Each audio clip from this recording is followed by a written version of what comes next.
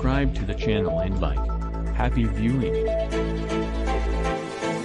Venezuela plans stock sale and break from socialist model. Caracas, Venezuela. Venezuela's government is seeking private investors to pump funds into vital but crippled state-run companies, decades after seizing them in the name of socialism.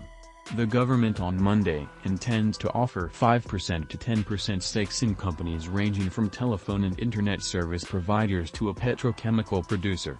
In another country, those industries might be attractive targets for investors, but questions remain as to who would be willing or able to take a minority position in the Venezuelan companies that have suffered from years of neglect and mismanagement. Adding to the mystery is lack of details provided by the government about the sale, including what price it is seeking for shares in the companies and on what stock market they might be listed. Some are speculating the move could be a first step toward returning the companies to private hands. "We need capital for the development of all public companies," Maduro said during a televised event Wednesday. "We need technology. We need new markets, and we are going to move forward." It's a marked departure from Maduro's predecessor, the late President Hugo Chavez, who nationalized many companies in his bid to transform the South American country into a socialist state.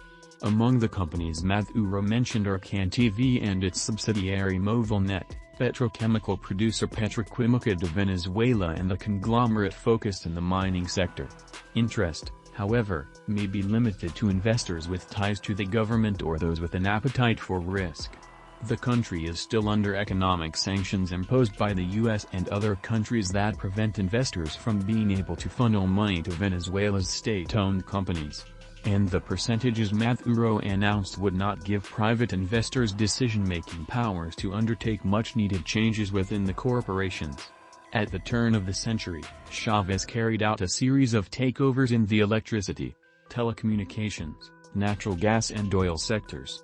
But the government made minimum investments in some of these companies, which have left them providing substandard services. Days-long power outages are common across the country. Millions of households either do not have access to water or the service is intermittent. Internet and phone services are deficient. Government supporters and opponents alike complain about poor basic services across the country even if an election is not approaching. But economists point out that Venezuela's government needs to improve some of those services even if it is slightly ahead of the 2024 presidential election. "We are no doubt seeing a paradigm shift that is largely forced by the circumstances but also largely fueled by political survival," Luis Prato, senior economist with the firm Torino Capital. Since June 2014, with this significant drop in oil prices, the Maduro administration began to see a drop in oil revenues. Then, we went through a period from 2014 to 2019 of price controls, of a more intervening state. But as the state lost the ability to generate wealth and growth, Prato said, it began to make room for participation of the private sector. Venezuela is still under a protracted social, economic and humanitarian crisis credited to plummeting oil prices, economic sanctions and 2 decades of mismanagement by socialist governments. But the government has taken steps to relieve some of the economic pressures, including by giving up its long and complicated efforts to restrict transactions in US dollars in favor of the local bolivar, whose value has been obliterated by inflation. Some shares of Kyiv have long traded on the stock exchange of Caracas, the country's oldest exchange.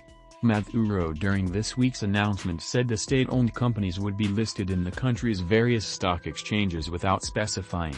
But by Friday, Gustavo Pulido, president of the stock exchange of Caracas, had not received any information of the planned stock sales. He said the process to register the other companies and eventually list them is lengthy and requires the disclosure of financial documents.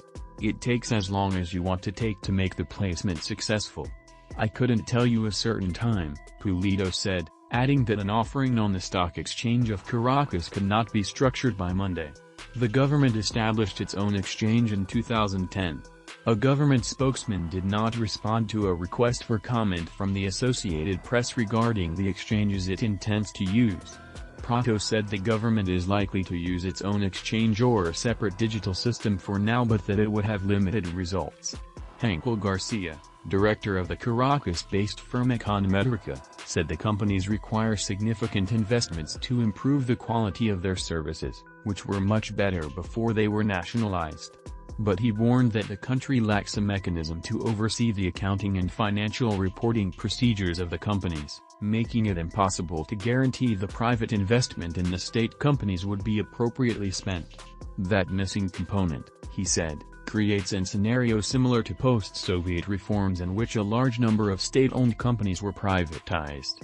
If this really is the beginning of the total sale or the total handing over of these companies, which for me is a probable scenario, one would have to ask to whom they would be handed over, because we have episodes like the Russian one, in which these companies that once belonged to the state ended up in the hands of people who were close to the government, Henkel said.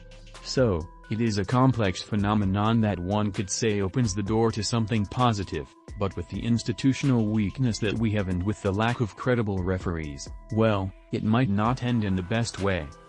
That's all, thanks for watching, and see you in the next video.